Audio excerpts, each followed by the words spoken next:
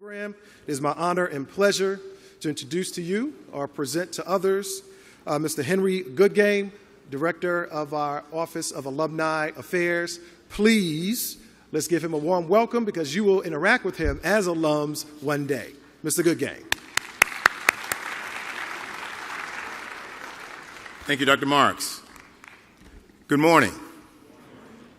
On behalf of President Wilson and the entire Morehouse family, I want to welcome you to the 2015 B.R. Brazeal Award Alumni Day Crown Forum.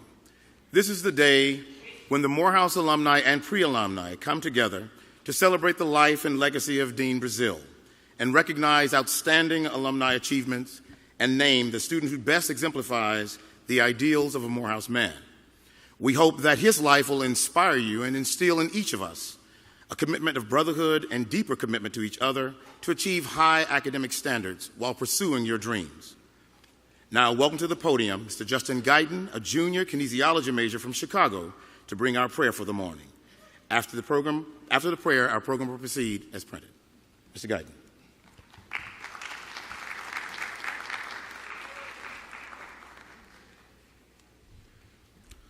Let us pray. To whom you call the Most High, thank you for allowing us to come here safely. Please bless everyone here and those who couldn't make it due to trials and unforeseen occurrences. Please be with the Harris families. We know they are going through trying times, but we know you will be with him every step of the way. For our award winners, please allow them to be leaders on campus and global leaders as we know they will. Please allow our distinguished alumnus, Mr. Judge, to inspire creativity, promote productivity, and encourage humility, as we know that will be the quality that will allow us to reach great heights. Please let us finish this semester strong as we know this is coming to an end. Please let us finish with discipline, focus, and in Jesus' name we pray, amen.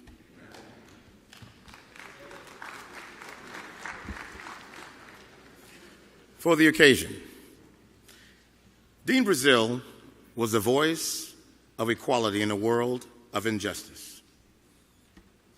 He was an accomplished author on civil rights and civil liberties and the economic impact on discrimination on African Americans in this country. His dedication to Morehouse, the community, and higher education leaves a legacy that will never be forgotten. The National Alumni Association and Pre-Alumni Association, in conjunction with the Office of Alumni Relations, come together on the anniversary of Dean Brazeal's passing to award the student who best exemplifies the ideal of a Morehouse man. His students, nominated by both peers and faculty, have a demonstrated record of citizenship, good conduct, and decorum, has rendered excellent service to the college and community, demonstrated by traits of honesty, integrity, moral character, and concern for other students via involvement in campus activities. And today, at the end of our program, we will present the B.R. Brazeal Alumni Award, which carries a cash prize of $750. We encourage you to seek nomination and apply next year. To bring greetings on behalf of the college officially is the 11th president of Morehouse College, Dr. John Sylvanus Wilson. Please stand and honor him, please.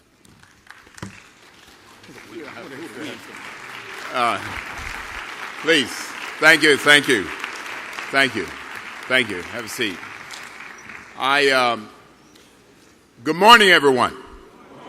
I wanted to, just because Dr. Paul Judge is here this morning, I wanted to come over and give a few remarks, largely about him, because every Morehouse student needs to know who this alumnus is. First thing I want to do, though, is to acknowledge a person who he has with him and whom I've met and spent time with. Tanya Sam is with Paul today, and I just want everybody to know that they got engaged just 2 weeks ago. So let us welcome Tanya Sam. Stand up and say hi to everybody. Gentlemen, a fine sister like this is what can happen if you handle your business at Morehouse College, all right? So kudos to you, Dr. Judge, for getting married to Tanya Sam, all right? But listen, I want everybody in here to know that Paul Judge is an honoree. We gave him an award just a couple of weeks ago at our candle ceremony, and some of you at least, heard his story. He told a story about how Morehouse transformed him, a very powerful story. He didn't have the best study habits when he came, but by the time he finished, he was ready for a PhD program at Georgia Tech. It's a story of transformation. It's the heart of what we do, and we believe it's what's going on in many of you, in your minds and hearts and spirits. So that's point one. Point two is, Provost Campbell and I have been out to Silicon Valley several times, and I can guarantee you that this brother right here, Paul Judge, is a rock star in Silicon Valley just because of the impact he's had on the innovation economy, just because of his ideas, the power of his ideas in cybersecurity. So we honor him for the distinction he has had in his career in elevating the name of Morehouse College, getting others to appreciate what we can do. And then third and my final point, speaking of that elevation, I got a call just last week from my friends at the White House, and they said, look, John, we just got a call from Shark Tank program. We're wondering, they're calling because they need more people of color on that program. You don't see enough. How many are familiar with that show? Okay, and they said, just a quick question. They called us wondering how they might fix this. And we thought about you and thought about Morehouse. Can you tell us about one or two graduates who have come out of Morehouse and have done a kind of entrepreneurial, innovative thing in this economy? And I said, Paul Judge. I talked about Paul Judge, and I said, he's an example of what we can do. And I've told a lot of people if we can replicate him with 200 people out of every class, we'll be doing a great thing for this institution, for this country, and for this world. And as a result of my promoting Paul Judge and other Paul Judges we can make, within a couple of weeks, Shark Tank will be down here at Morehouse shooting a program. There's a process underway to give you an opportunity to perhaps there might be some emphasis on Morehouse alums, but Shark Tank is going to shoot here. We democratize this a little bit, tell the other AU Center schools about it, but we're going to get some Morehouse alums and Morehouse talent on that program, not just when they come here, but for the foreseeable future. All right? So, just by way of welcome this morning and partially by way of introduction, the brother you're going to hear from today is a distinguished Morehouse man. I want you to listen carefully. And if there's any brother you should want to be like after you leave here and while you are here, it's Paul Judge. Thank you very much. Thank you, President Wilson. Ladies and gentlemen, I would like to also introduce the National President of the National Alumni Association, Mr. Kevin McGee, who's on the stage with us as well. Please give him a round of applause. It is now my pleasure to introduce Mr. Stephen Fisher, President of the Morehouse College Pre-Alumni Association, who will bring greetings and introduce the officers of the Pre-Alumni Association. Mr. Fisher, please welcome.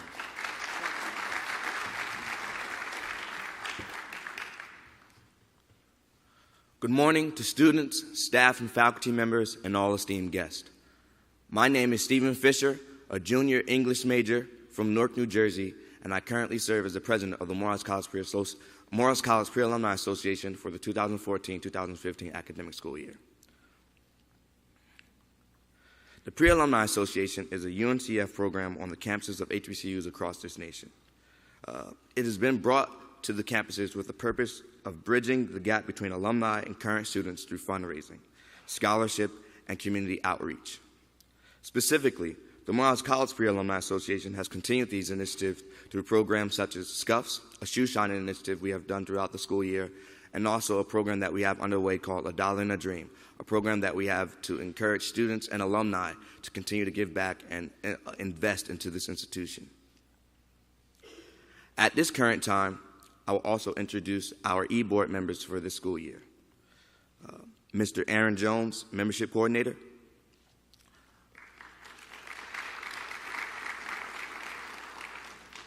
Matthew Sills. Sebastian Hurt. Justin Guyton. Leon Livingston.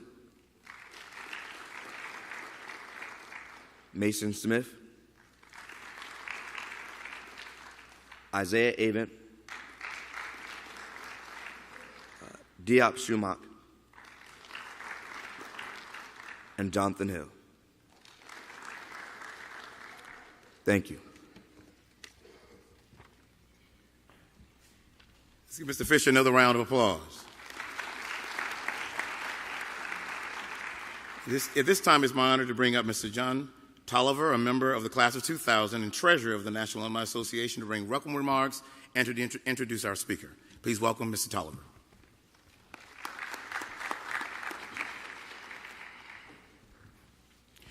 Good morning, ladies and gentlemen, and on behalf of the Morehouse National Alumni Association, I bring you greetings. I would also like to take this time to ask if there are any alumni in the audience, will you please stand for a moment of recognition.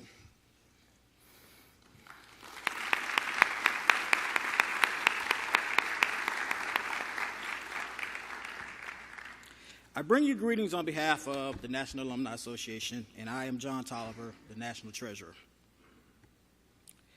All people dream, but not equally. Those who dream by night in the dusty recesses of their mind wake in the morning to find that it was vanity. But the dreamers of the day are dangerous people, for they dream their dreams with open eyes and make them come true. Dreams by D.H. Lawrence. I have the distinct honor of introducing you to one of those dangerous people, a dreamer, a Morehouse man. He dreamed of leveraging the technology of today. He wondered why African Americans were not better represented in the technology arena. He figured that if a student at the Morehouse of the North can make a difference with Facebook, then why couldn't he do the same? He considers himself to be a successful technology entrepreneur. Today, you will get to know him as a serial entrepreneur and noted scholar, inventor, and technologist who has founded several companies that have grown, excelled, and resulted in successful acquisitions. He is also an inventor of 37 patented and patent-pending computer security technologies. After completing his studies at Morehouse in just 3 years, he went on to receive his master's and PhD degrees from Georgia Tech. After starting career at NASA, he later co-founded PureWire in 2011. He co-founded his third company, PinDrop, shortly thereafter.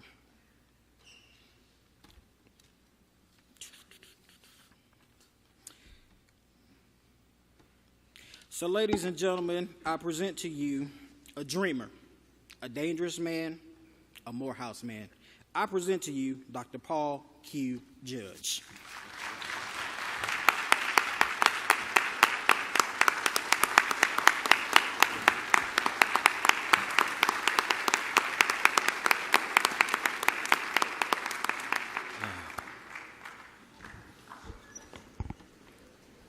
Thank you, sir. Thank you, President Wilson. Crown Forum. It's great to be back in this room, in this chapel. I was here not that long ago, but it's 17 years ago. But the world's changed so much since then. So I'm going to just jump into what's happening in this world and tell you a little bit about the world that we're living in today. Let's see if I... a little bit about the world that we're living in today. What's changing in this world? We live in a world where the largest hotel in the world doesn't have any rooms.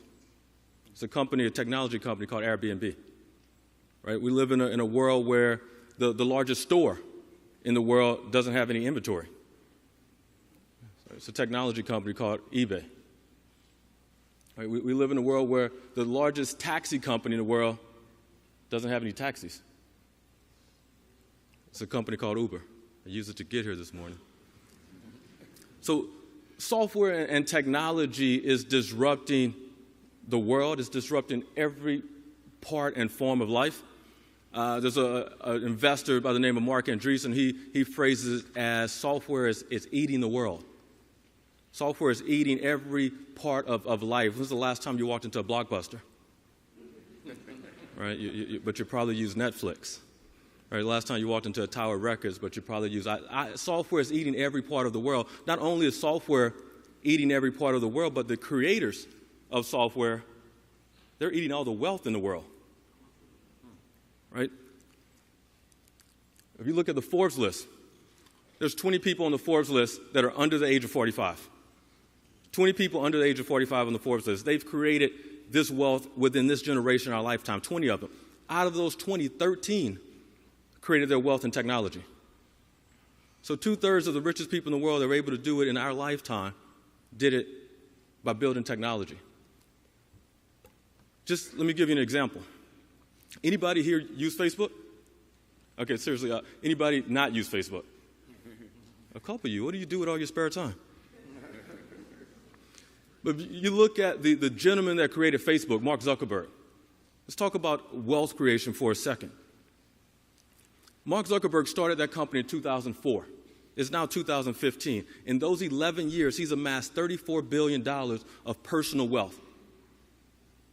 If you take every NBA player that played on every team in the NBA and added their salaries up for the last 11 years, he's out-earned them. Plus 50%. So now that I have your attention, as President Wilson mentioned, I landed here in 95 from a town called Baton Rouge, Louisiana. Baton Rouge, yeah, a town best known for probably Lil Boosie and Kevin Gates. I don't get to, a friend of mine. But if you think about it, we didn't step into Morehouse campus with the ability and the thoughtfulness about creating technology companies. It was bad. President Wilson mentioned, I used to walk into the dorm room and my roommate would be sitting there with the book open. And I would say, oh man, do we have a test tonight? He'd say, no. I said, oh, we have a test in the morning. He'd say, no. I'm like, well, what are you doing? I didn't understand that you actually study throughout the semester to actually learn and retain the knowledge. I thought it was something you did in the last 3 hours immediately preceding the test. Right? And so Morehouse made me better. It did. And along the way, I learned. How many of you have seen this T-shirt? Some of you probably own this T-shirt.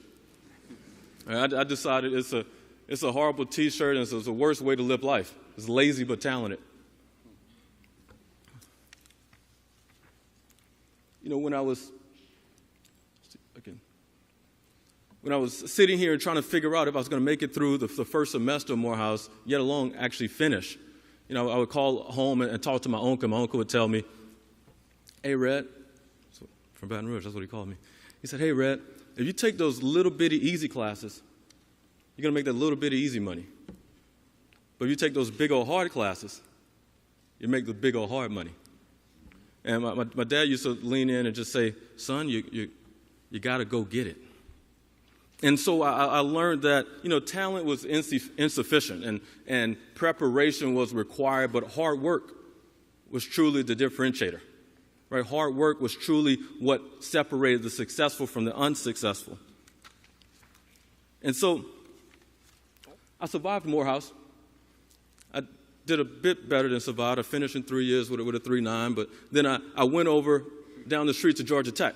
And there I was greeted by peers from around the world. And there I wasn't a minority because I was African American. I was a minority because I was American. And when I sat in the rooms with my peers from India and Europe and Asia, their culture and their systems gave them a work ethic that was different. Right? Different in the sense they would walk in with a stack of research papers this high and a 2-liter Mountain Dew and just say, "I'll see you in the morning." And that was a Friday night. All right, so they were not worried about missing the latest party. They were not necessarily worried about going home to change clothes before class the next day. And so it was this introduction to this global playing field. And it was a perfect intro because as I got into the startup world, I realized, this is a global playing field. It's not like I think of it as, it's not like the little leagues. Right, the little leagues, everybody gets a trophy for showing up. You get a pat on the back, and you're the best in your age group, or the best in your block, you're the best in your dorm. Building companies is like the Olympics. Right, there's one gold medal, and every best athlete in the world is going to come after it just as hard as you are. Right, so it's not good enough to be the best in your dorm, or I'm the best black entrepreneur. You have to aim to be the best, period. Right? Anything less than that is low aim. And as we know from our beloved Benjamin Mays, low aim is sin. Right? So it's how do you go and be the best?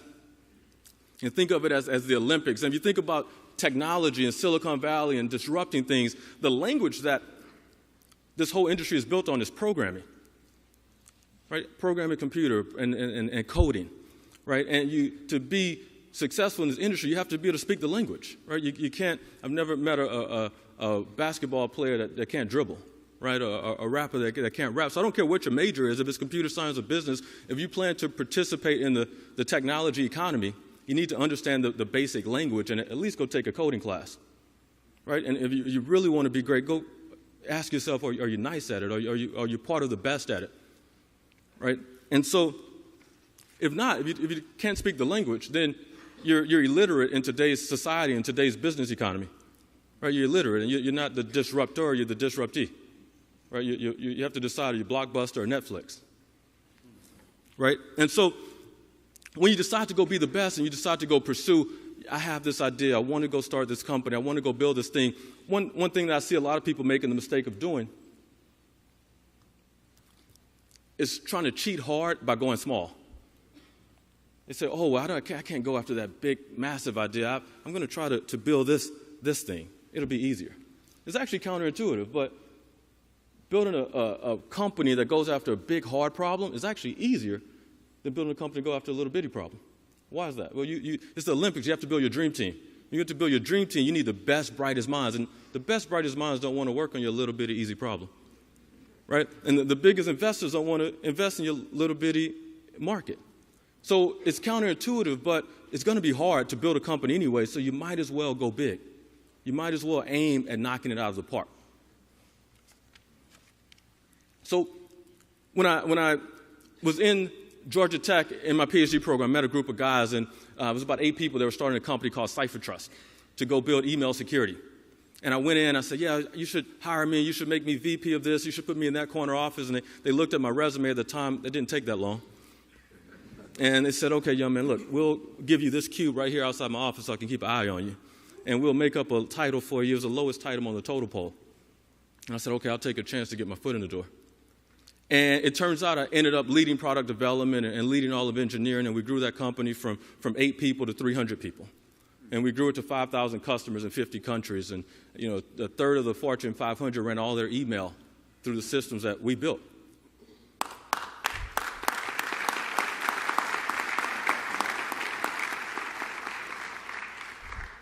We sold that company in 2006 for about $300 million.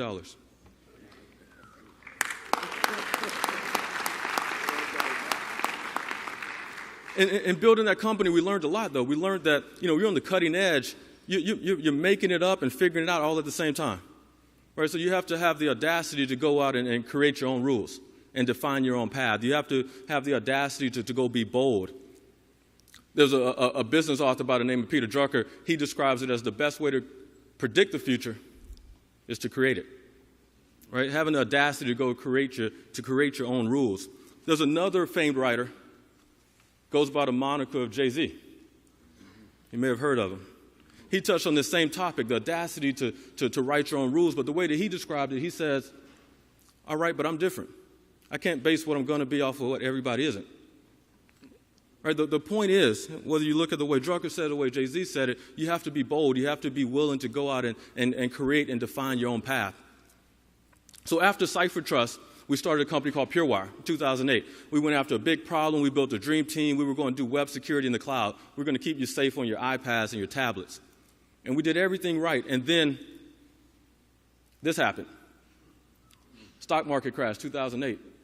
The U.S. domestic equity markets lost 40% of their value in a 6-month period. It was the worst 2 quarters in the last 2 decades to raise venture capital. So we did everything right, including spending all the money. So we had to look up and decide, what do we do? What do we do? We had 40 families depending on us. So me and my co-founder, Mike, we had to look at each other and decide if we were going to give up or get up. Right? We had to decide, did we really believe that we're going to will this thing into success or not? And every 2 weeks, it was time for payroll, and the company was out of money, so we went into our personal accounts and wired payroll to feed 40 families. And we did it.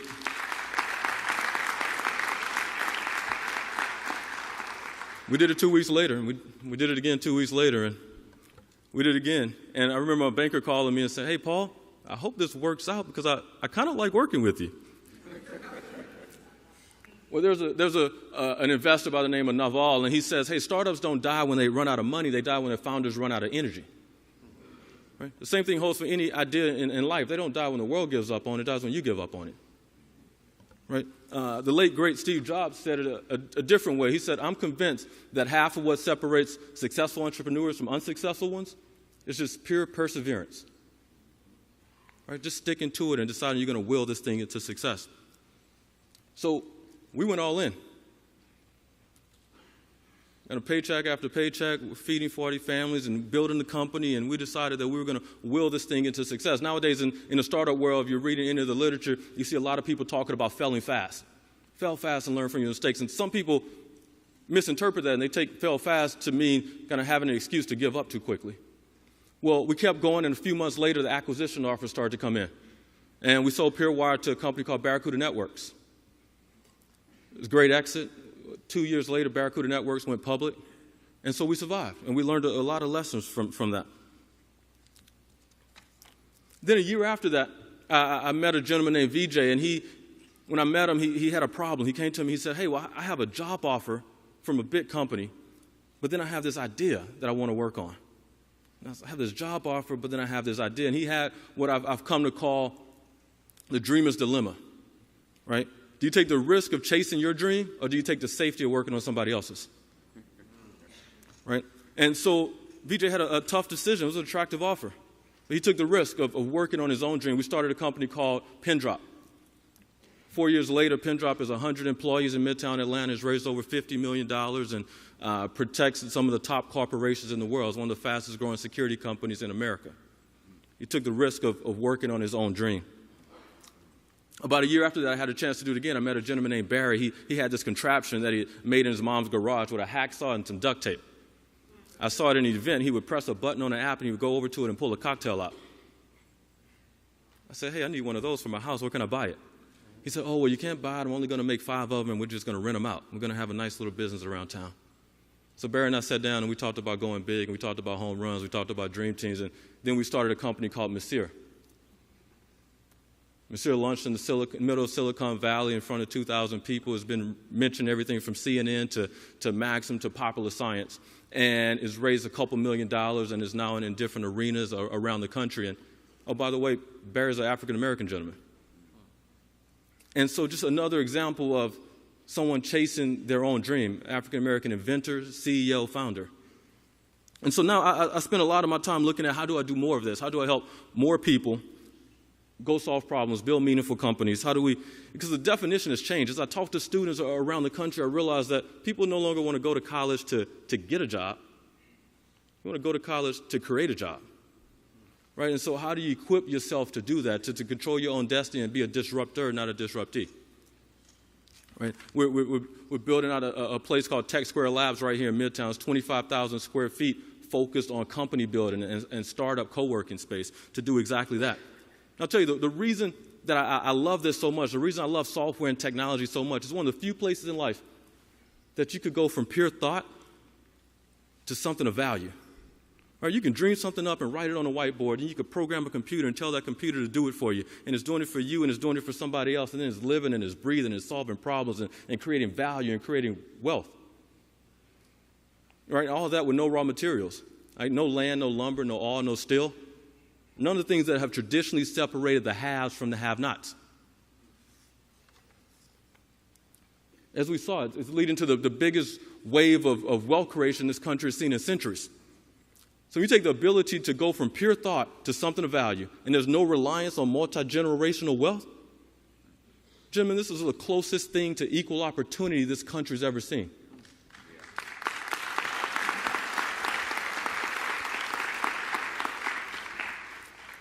And even better, writing software is an art. It's an art. There's a style to it. There's a substance to it. And we're creative people. Right? Not only that, but if you look at how software and technology is becoming more and more a part of our everyday lives, you look at the influence that African-American culture has on U.S. culture and world culture. As technology becomes more and more a part of our everyday lives, that will translate to African-American culture influence in the future of technology.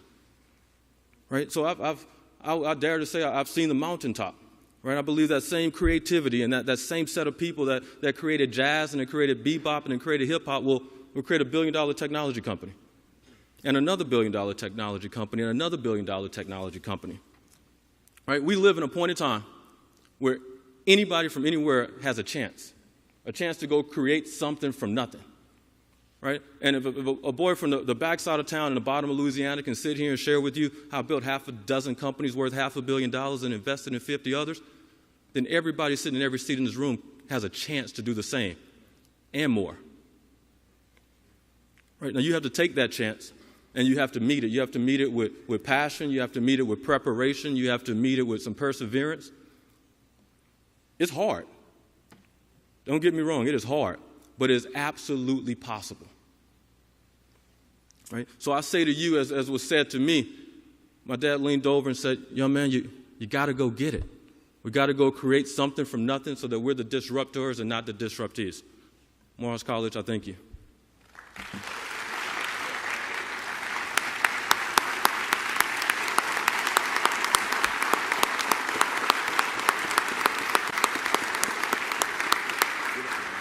Ladies and gentlemen, Dr. Paul Judge. Give him a round of applause, please.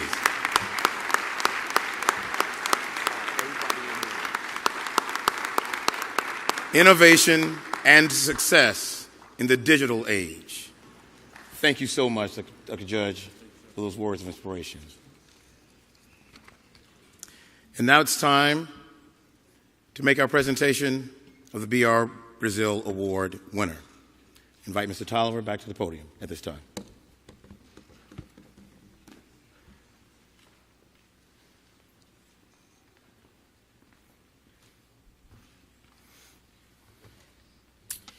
In 1983, the Alumni Association, the Pre-Alumni Association, in conjunction with the Office of Alumni Relations, came together to name the student who best exemplifies the ideals of a Morehouse man.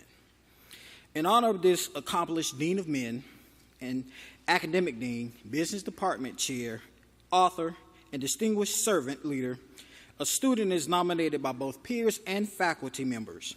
He must have demonstrated a record of good citizenship, good conduct, and decorum, have rendered excellent service to the college and community, demonstrated by traits of honesty, integrity, moral character, and concern for other students via involvement in campus activities and community activities. This year, our semifinalists participated in an essay writing portion and interview. In the end, 2 would become finalists, and only 1 would emerge as the B.R. Brazeal Alumni Scholarship Award recipient.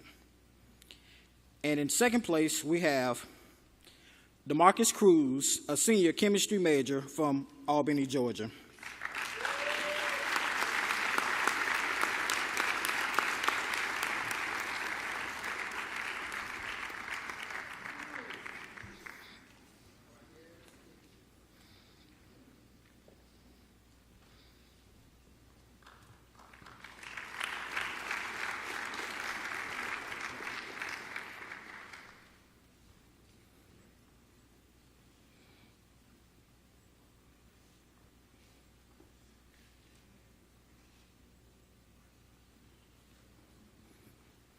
And in first place, we have DeMarcus Burke, a sophomore economics major from Mobile, Alabama.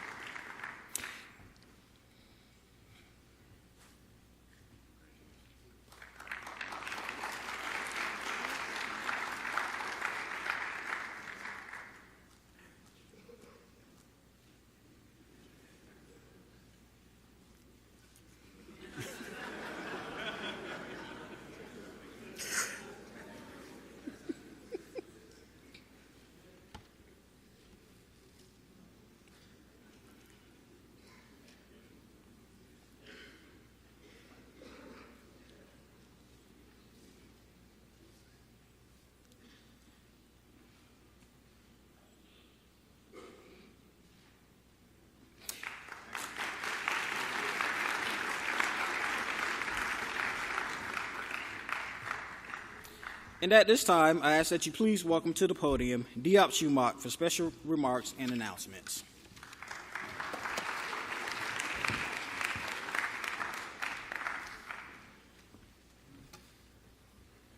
Good morning. Good morning. On behalf of Morehouse College Pre-Alumni Association, I would like to thank our speaker today for bringing those insightful words and demonstration of innovation successful in a digital age. We look forward to following the trail that you have blazed toward our own success. Also, I want to take this time to inform my fellow students of a special Dollar and Dream campaign to restore the chapel. The $1 and Dream campaign was made to encourage students to be aware of financial state of the institution and to promote giving back to the institution while at Morehouse College. We encourage each student to give back at least $1 to this campaign to see whatever you wish to see at the institution, whether it be scholarships, more food stops on campus, or better sports environment. Pre-alumni encourage you to be the changes you wish to see on this campus. Please follow Pre-Alumni Association Instagram at MCPAA82. Thank you. Please join us. And now as we close, to bring up Mr. Goodgame.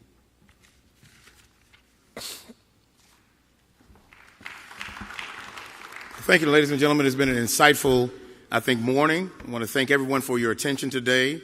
And remember, if you enjoy programs like this, in a space like this, help us restore King Chapel by going to our crowdfunding site, restorekingchapel.com, to make a donation today. Every alumnus, every parent, every student is encouraged to do so with urgency.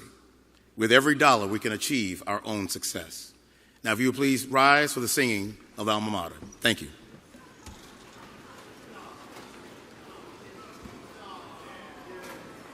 Okay. Brothers, real quick, in attendance, take out your phones. You got 2 minutes. 2 minutes. 0402 CF. 0402 CF. Right now. We still got 10 minutes to go. You're out on time. You're out actually early.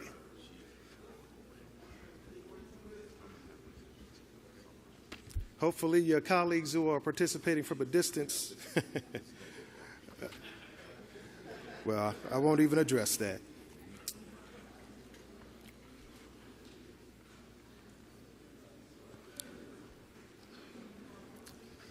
And to receive credit for today's Crown Forum, you must have participated in both the attendance at the beginning and the end. Both, as announced at orientation and on the website and in all distributed materials. If you missed either one, you are absent. So that we're clear. Mr. Goodgame. No one should be leaving. Ushers, please hold the doors. It is 11:41. We are singing the hymn. It's 11:41, brothers. Seriously? Mr. Goodgame. And now, please join hands for the singing of Alma Mater.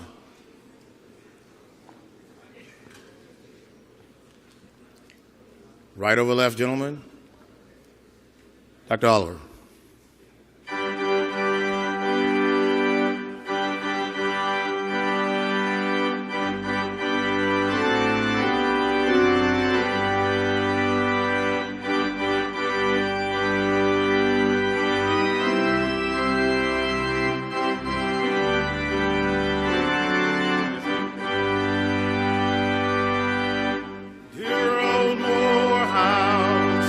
Dear old Morehouse, we have pledged our lives to thee, and will ever, yea, forever, give ourselves in loyalty.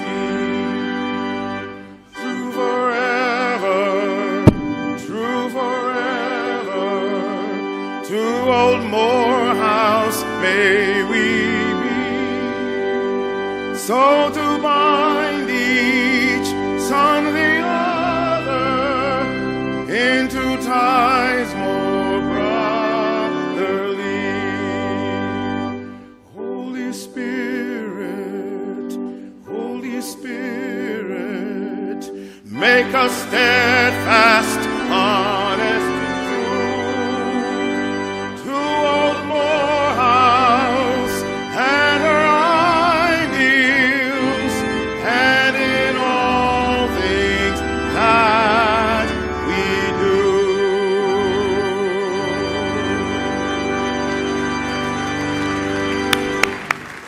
If any of you would like to meet our speaker today, we'll be in Dean Carter's office. The first 30 arrive. We'll have a chance to interact and do an innovation session with Dr. Judge. Thank you.